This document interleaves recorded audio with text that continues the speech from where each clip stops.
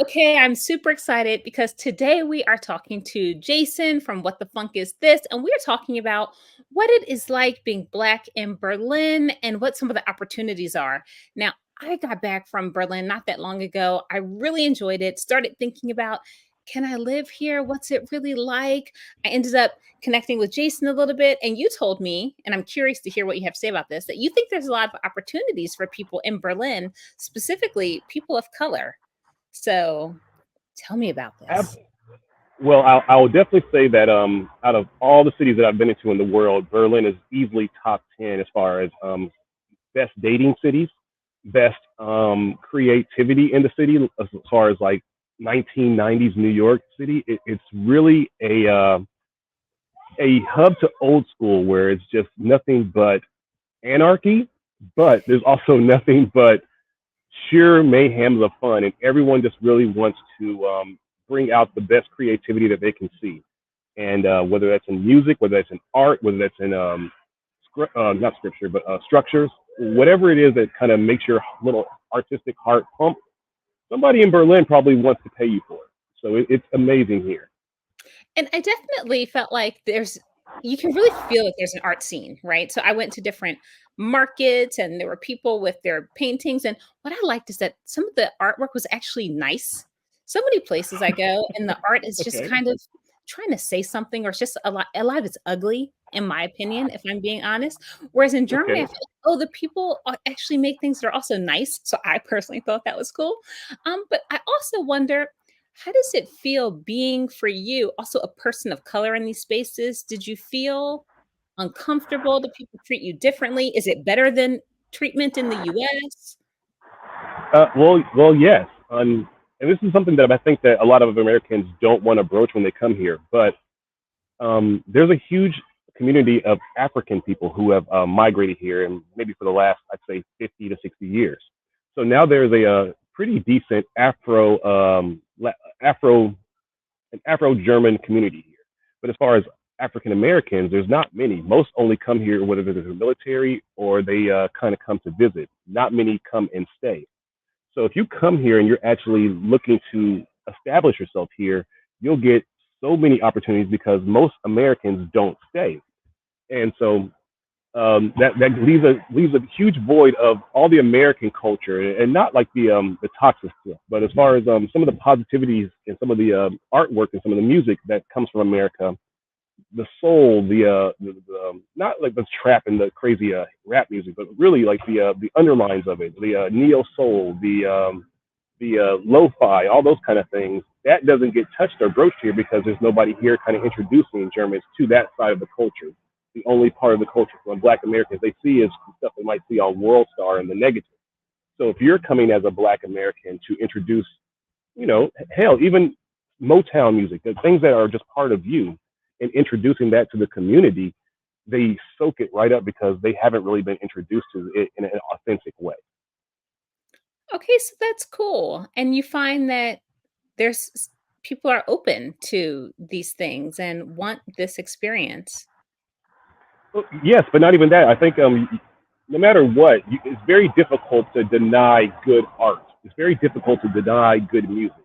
And if you come here and you have legit skills, you play the guitar, you play the piano, you play the cello, whatever it is that you maybe did in your childhood that was like your artistic outlet, you can kind of revisit it when you come here. You might be 40 years old, and maybe nobody in America maybe had a craving for what you have. But you coming to Germany and Berlin, you can tap into that, and you have an automatic audience. Mhm. I guess it's kind of like, the idea of being a fish in a big pond versus a fish in a little pond, sort of a thing, because there's a lot of competition in the US. It's harder to be special, right, or to Yeah, stand out. So I guess if you're an artist and you go into another country where people appreciate art, then maybe it's a little easier to be different and to get some attention. absolutely. That's one of the things that I think. I don't know if you've heard of the so-called passport bros, where there's this big movement where it's like we're going to other countries to, get women and not spend money. And it's like whatever. But there's a subsection of that for people who also recognize what you just said is like, hey, if I tried to do these skills, if I had this skill set in Atlanta or in LA or wherever I'm from, I'm not going to get noticed. But if I take that same skill set and then try to transfer it to Vietnam or to Thailand or here in Germany or Amsterdam, uh, automatically, boom, you'll have a leg up on a lot of other people. And in a really strange, unfortunate way, you also have a leg up on the African community that's already established there because you're bringing in a different style, a different genre, plus a a not sure if I'm not trying to say this the wrong way, but you have a cultural you have a culture that's already been marketed to the world.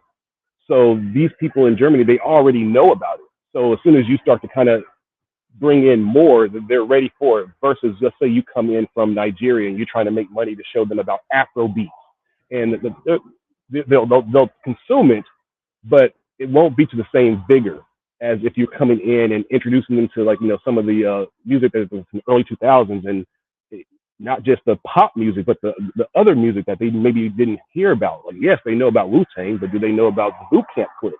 Like, there's so many different things you can do as an American by, again, just being yourself, and you'll be rewarded for it versus you being just a regular schmo in America. The average man or average woman in America can come to another country outside of the world and really get a leg up on everybody. I think that's valuable. But I think some people might be worried about, right? Okay, that sounds good, but we still Mhm. have to get these visas, It's right? $150. I think that's one of those things that's been definitely pushed on us in the black community. Like, my grandpa always said, your religion was taken from you. Your true religion, your true whatever, was taken from you, through slavery and everything. So you really don't know what you are in America as a black. So it's your role as a black man to go see the world and take little bits of every culture. Go take a little bit from Buddhism. Go take a little bit from Judaism. Go take a little bit from Muslim. Go take a little bit from every place that you go, because it all came from Africa anyway. So go see the world. It's yours to conquer. It's yours to see, and it's yours to help you build yourself. And I don't think that they really preach that in our community. In fact, what they do preach is to make these really stupid mistakes before you turn 18 that jeopardize you being able to get a passport. Because once you get a misdemeanor, it's very difficult for you to get one. Hmm. But if it's your goal, and I think especially for those who are getting into IT, for people who are getting into making money through the internet, you have to go global. You have to kind of start realizing that there's so much money to make outside of America, and attempt it with no fear. And so you said for you, your visa application, or maybe it costs $150. What kind of visa did you come in on? Well, I got lucky. I came in I was visiting because I knew somebody here, my ex. And so I came here to on a 3 month visa. But Hmm. because I've been in the restaurant industry all my life and know how to bartend, I can be in a restaurant and not understand the language that of the country that I'm in. But once I'm in the kitchen, I know what needs to be done. I know how to maneuver myself in the kitchen to fit in. So I got here and got a job up the street at a hotel, and got a 5 year visa just like that, which everyone says is not realistic. It's not, you got lucky. And I don't lean on that. I really think that sometimes you just got to put yourself out there and let your elders give you the blessings that they want to give you. So Hmm. you got to keep your eyes open. You got to keep your head out the phone, and communicate with whatever's around you with people, and you'll find that that's way better than going on LinkedIn, going on Indeed. Berlin is truly not about what you know; it's about who you know.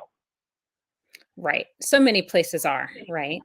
Hmm. Okay, so you started on just a simple tourist visa, but you came, you talked to people, you networked, you got a job, you got a 5-year visa. Fa Within a month and a half. Yes. Okay, wow. I mean, and that's that hustler spirit that I think we have to have too if you really want something, right? So Yes. you respect Or, that. or if you really want something different. A lot of people say they want something different, but they're not. They're afraid to change their environment. They're afraid to uproot themselves. And if you want something different, if you want a different mentality, you got to sometimes change everything. I say this to parents: if your child is getting super unruly and super, getting an attitude, and you don't know how to change it. Instead of getting so mad at the child and doing all those stuff, sometimes you just got to change your environment. Sometimes you got to change everything about where they've been and start over. If your child is in a bad situation, going into gangs and doing all this stuff, go to Mississippi.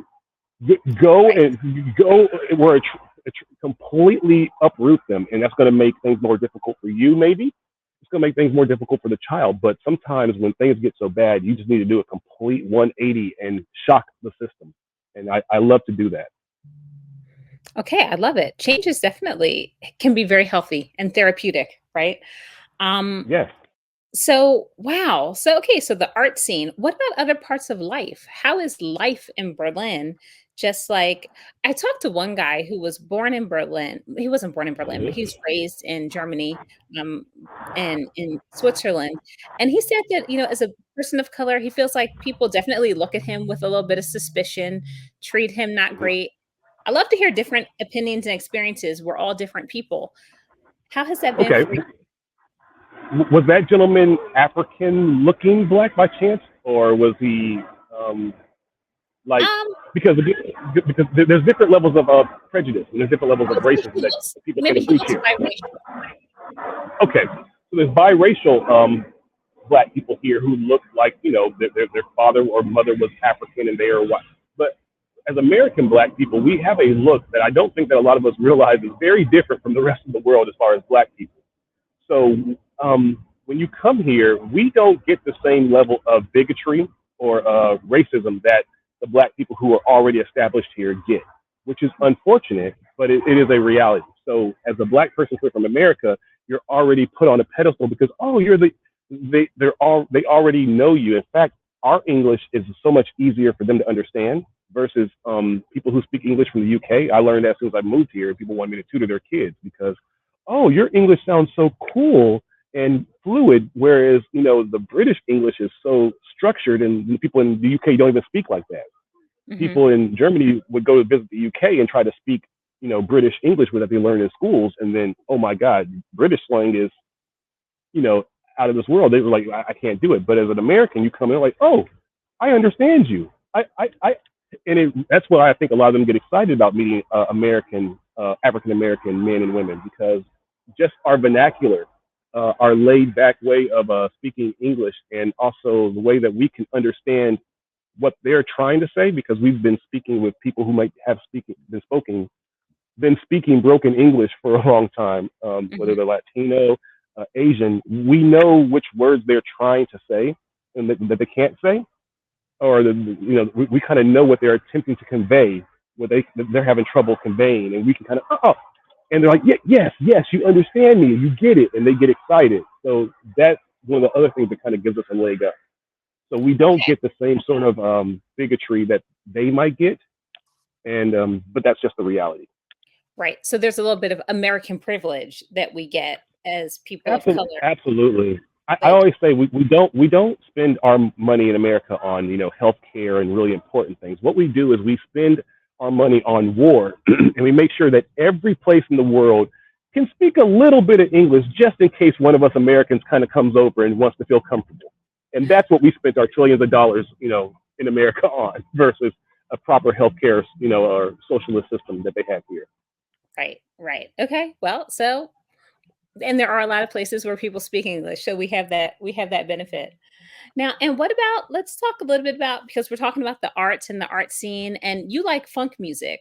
So tell me a little bit Yeah. about that and how that's been received in Berlin. Okay, well, a lot of people hear funk music and they think of funk music from the '70s, FUNK. But what's really funny is in the last, I'd say, 10 years, there's been a genre called funk, which is a Memphis funk, which is kind of like 3 6 Mafia music, but they've kind of blended it with synthwave and cowbell music. So what's kind of happened here is in Russia, Poland, Ukraine, and Germany, they've created this genre because a lot of them love rap and love hip hop, but they also love that kind of EDM style music. And they've been doing this for the last, I'd say, 10 years, where they've been kind of promoting funk music in the way that Japanese people kind of promoted lo fi. like a lo-fi artist can make great money, but yet you don't know the names of any lo-fi artists. Like a lo-fi artist will put a song out in Japan, they support it like crazy. But outside of Japan, it's not going to make so much money. But once you kind of realize, like, wow, these people who are making lo-fi music, they're getting so many views on YouTube. They're getting so many like that's particular. That's strange. But once you kind of study the algorithm, you'll see like, wow, whoever's making this lo-fi music is making money over fist on through YouTube. And that's what's kind of been happening with funk music. It's the same thing where it's the genre itself is very underground, but the people who consume it like you know a crack rock. So that's why I think that Americans should really kind of jump into this because every time we make music, the other side takes it and changes it and makes it their own. Whereas I think as Black people, we have hip hop now, which is being used to destroy our community. It's just being as fair as nice way to say that. Yeah. Whereas I think in the '90s, I think hip hop, though it was toxic, I think it was kind of used to also educate some of us to not deal with certain things and not to make certain mistakes. Where now it's like celebrating those mistakes.